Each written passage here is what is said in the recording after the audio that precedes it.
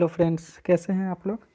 जैसा कि आप लोग को मालूम है, हम लोग मिल कर के एक सीरीज चला रहे हैं बाल विकास एवं शिक्षा शास्त्र का, जो कि किसी भी टीचिंग एग्ज़ाम में बहुत ही इम्पोर्टेंट है। और मेनली जो हम लोग सीटेट जुलाई 2020 में एग्ज़ाम देने वाले हैं, उसको ध्यान में रखते हुए हम लोग ये सीरीज स्टार्ट किए हैं, जो कि कम से कम हम लोग 1000 क्वेश्चन प्रीवियस को डिस्कस करेंगे। जो पिछला 2 वीडियो हम डाल चुके हैं, जिसमें से 1 से लेकर 30 तक क्वेश्चन हम लोग डिस्कस कर चुके थे। आज हम लोग 33 से करेंगे। 31 और 32 नंबर क्वेश्चन बुक में क्लियर नहीं दिख रहा था, इसलिए हम लोग उसको स्किप कर दिए। 33 नंबर क्वेश्चन से आइए हम लोग स्टार्ट करते हैं। तो शुरू करते हैं। फर्स्ट क्वेश्चन है, शरीर के आकार में वृद्धि होती है क्योंकि। फर्स्ट ऑप्शन है शारीरिक और गत्यात्मक विकास, सेकेंड ऑप्शन है संवेगात्मक विकास से, या फिर सी में है संज्ञानात्मक विकास से, या फिर नैतिक विकास से। तो शरीर के आकार में वृद्धि, ये शारीरिक और गत्यात्मक विकास हो जाएगा, क्योंकि शारीरिक विकास का मतलब कि ऐसा विकास जिसे हम माप सकते हैं। तो शारीरिक और गत्यात्मक विकास। संवेगात्मक विकास को हम लोग नहीं माप सकते, न ही संज्ञानात्मक को और न ही नैतिक विकास को। तो 33 का ऑप्शन नंबर ए हो जाएगा आंसर। क्वेश्चन नंबर सेकेंड है, मानसिक विकास को प्रभावित करने वाला कारक कौन कौन से हैं। वंशानुक्रम है, या फिर परिवार का वातावरण है, या फिर परिवार की सामाजिक स्थिति है, या उपरोक्त सभी है। तो इसका आंसर हो जाएगा डी, उपरोक्त सभी, क्योंकि मानसिक विकास को वंशानुक्रम भी प्रभावित करता है, परिवार का वातावरण भी प्रभावित करता है, परिवार की सामाजिक स्थिति भी प्रभावित करती है। तो ये डी हो जाएगा, उपयुक्त सभी। क्वेश्चन नंबर 35 में है, पियाजे के संज्ञानात्मक विकास। ठीक है, तो हम बताए थे पियाजे के संज्ञानात्मक विकास के सिद्धांत के अनुसार संवेदी क्रियात्मक अवस्था होती है कितने से कितने वर्ष तक की होती है, ये पूछ रहा है।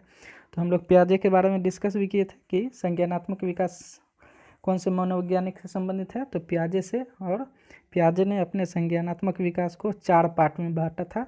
कौन कौन था, तो पहला था संवेदी क्रियात्मक अवस्था, जो था 0 से 2 वर्ष। तो इसका आंसर तो हो जाएगा ए, जन्म से 2 वर्ष। और उसका सेकेंड था पूर्व संक्रियात्मक अवस्था, जो 2 से 7 वर्ष तक का था। उसके बाद था मूर्त संक्रियात्मक अवस्था, जो 7 से 11 वर्ष था। उसके बाद था औपचारिक संक्रियात्मक अवस्था, जो 11 से ऊपर या 11 से 16 वर्ष तक का था। ठीक है, तो ये याद रखना है। तो इसका आंसर हो जाएगा संवेदी क्रियात्मक अवस्था, जन्म से 2 वर्ष तक। तो 35 का ए हो जाएगा आंसर। ठीक है,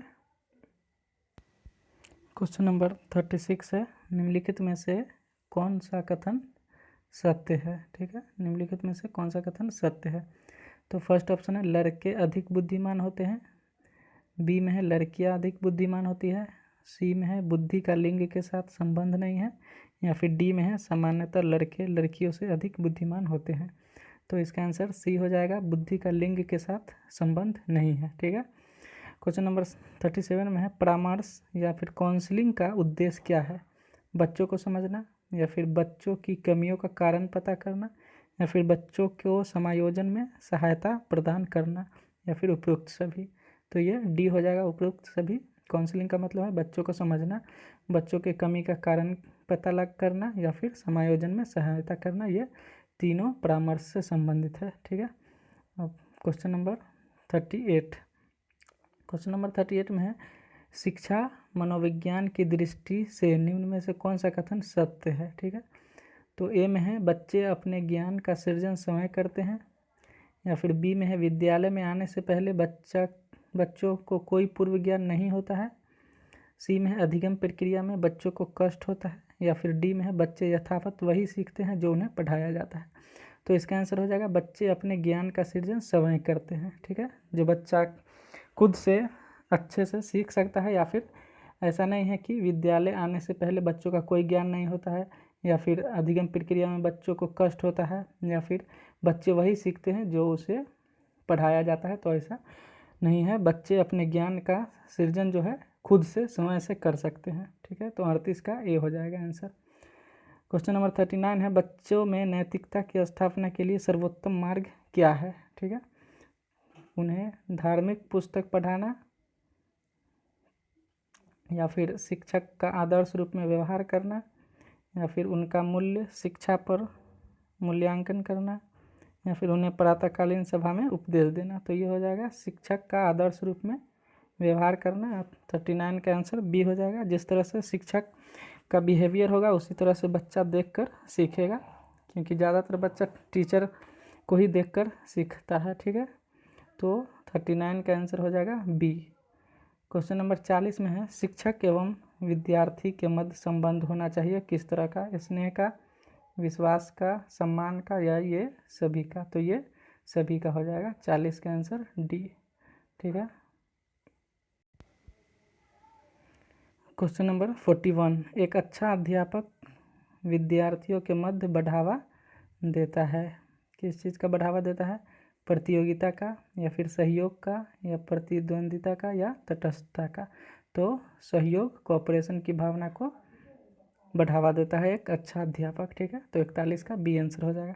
क्वेश्चन नंबर 42 में है, मानसिक रूप से स्वस्थ अध्यापक की विशेषता क्या है? वह संवेदनात्मक रूप से संतुलित है, उसे अपने विषय का गहन ज्ञान है, और या फिर वह अत्यधिक संवेदनशील है, या फिर वह सख्त अनुशासन पसंद करता है। तो इसका आंसर हो जाएगा ए, 42 का ए, वह संवेदनात्मक रूप से संतुलित है, मतलब इमोशनल जो है वो बैलेंस बना के रखता है। ठीक है, संवेदनात्मक मतलब इमोशनल फीलिंग जो है वो उसका संतुलित है। तो 42 का हो जाएगा ए। अब क्वेश्चन नंबर नेक्स्ट बढ़ते हैं। 43 नंबर क्वेश्चन है, शिक्षा का अति महत्वपूर्ण उद्देश्य क्या है? आजीविका कमाना? तो ऐसा नहीं है। बच्चों का सर्वांगीण विकास करना, या फिर पढ़ना लिखना सिखाना, या फिर बौद्धिक विकास? तो ये बच्चों का सर्वांगीण विकास मतलब उसका मानसिक विकास भी हो और शारीरिक विकास, या फिर नैतिक या सामाजिक टोटल विकास होना चाहिए। बच्चे का सर्वांगीण विकास होना चाहिए। ठीक है, तो बी हो जाएगा आंसर। क्वेश्चन नंबर 44 में है, बच्चे की बुद्धि लब्धि 90 से 110 के मध्य है, तो वो सामान्य बुद्धि है, या फिर प्रखर बुद्धि है, या फिर उत्कृष्ट बुद्धि है, या प्रतिभाशाली बुद्धि है? तो सामान्य बुद्धि होता है 90 से 110, ये आपको याद रखना है। 90 से 110 के बीच का जो बालक होगा वो सामान्य बुद्धि का होगा। तो 44 का ए आंसर हो गया। ठीक है, तो स्टूडेंट्स आज इतना ही। क्वेश्चन नंबर 44 तक हम लोग पहुँच गए हैं। अब नेक्स्ट वीडियो में हम लोग आगे डिस्कस करेंगे।